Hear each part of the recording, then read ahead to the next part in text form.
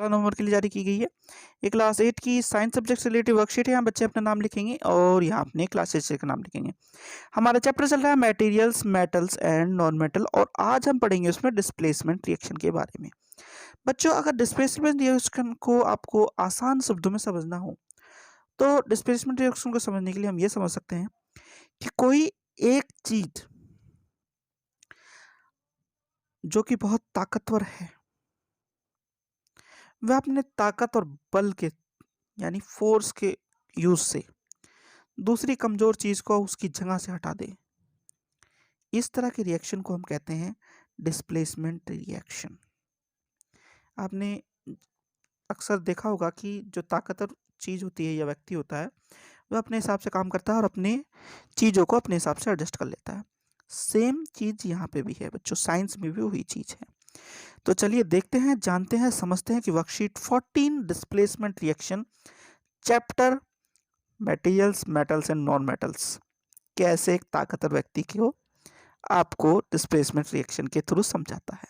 चलिए बच्चों, that some metals are very reactive and some are less reactive. Also, some metals do not react with everyone. Now, we will learn about the reactivity of metal with the help of displacement reaction. तो बच्चों क्या हुआ कि कुछ metal बहुत reactive होते हैं, कुछ बहुत कम रिएक्टिव होते हैं और कुछ नॉन रिएक्टिव होते हैं, कोई से रिएक्ट नहीं करते। इसी रिएक्टिविटी सीरीज को हम डिस्प्लेसमेंट रिएक्शन के माध्यम से पढ़ेंगे बच्चों। चलिए, तो करना क्या है इसमें,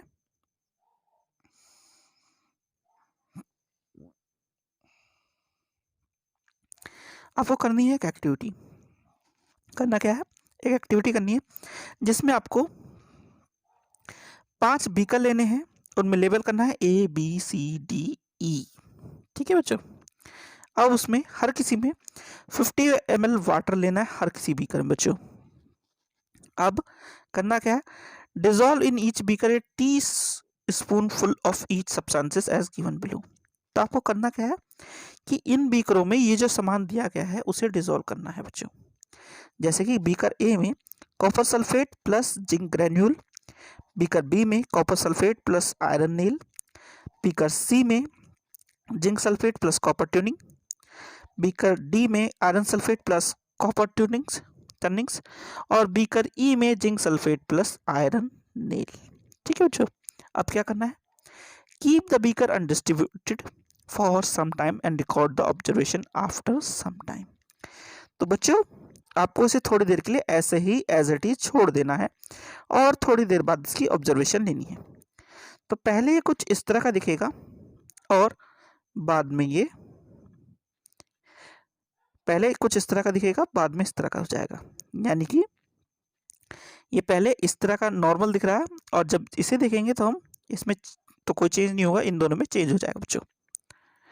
तो ऑब्जर्वेशन क्या बनेगी हमारी, in beaker A zinc displaces copper from copper sulphate, that is why blue colour of copper sulphate disappear and a powdery red mass of copper is deposited at the bottom of beaker.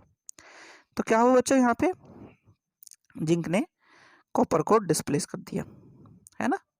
ठीक है, जो हमारा series वो जो हमारी equation बन रही थी यानी कॉपर सल्फेट प्लस जिंक, तो जिंक कॉपर की जगह आ गया और ये आ गया जिंक सल्फेट प्लस कॉपर। और दूसरे बीकर में क्या हुआ बच्चों, बीकर बी में iron displaces copper from copper sulphate, iron copper sulphate की जगह आ गया और हो गया फेरस सल्फेट और कॉपर। आगे है, we notice that there is no reaction in beaker C D and E, C D और ई में कोई रिएक्शन नहीं होगा बच्चों। अब ऐसा क्यों हुआ ये देखते हैं। We notice that there is no reaction in beaker C D E. The rule here is that a more reactive metal can displace less reactive metal, but a less reactive metal cannot displace a more reactive metal from the solution. That is why there is no displacement reaction takes place in beaker C, D and E. So we conclude that more reactive metal displaces less reactive metals from their compounds in aqueous solution. Zinc, फिर Fe यानी iron और फिर copper बच्चों। ये इनकी reactivity series है। ठीक है बच्चों, तो ये बता रहा है क्या कि जो मोर रिएक्टिव मेटल होगा वो ही डिस्प्लेस कर पाएगा लेस रिएक्टिव मेटल को। चलिए तो बच्चों अब जरा आपके क्वेश्चन आंसर देख लेते हैं। क्वेश्चन नंबर 1 है आपका कि what is the colour of copper sulphate and copper. तो कॉपर सल्फेट का कलर था ब्लू, देखिए कॉपर सल्फेट का कलर है ब्लू और कॉपर का कलर है ये वाला पाउडरी रेड, यानी रेड कलर। फिर है why the copper can not displace zinc from its salt solution. तो ये किस लिए हुआ, ये हुआ किसकी वजह से, more reactive metals can displace less reactive metal, इस रूल के कारण ये होता है ऐसा। ठीक है बच्चों। फिर है arrange zinc iron copper metals in decreasing order of reactivity, तो वो है ये बच्चों। फिर आगे अगला है what happens when an iron nail is placed in copper sulphate solution. तो जब एक आयरन नेल को कॉपर सल्फेट सॉल्यूशन में रखा जाएगा तो क्या होगा, ये रिएक्शन होगा, यानी कि कॉपर अलग हो जाएगा और आयरन चल जाएगा सल्फेट के साथ। ठीक है बच्चों। अगला है कंप्लीट द रिएक्शन।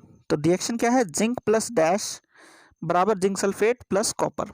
तो यहाँ पे क्या होगा बच्चों, यहाँ पे ये होगा कॉपर सल्फेट होगा, है ना।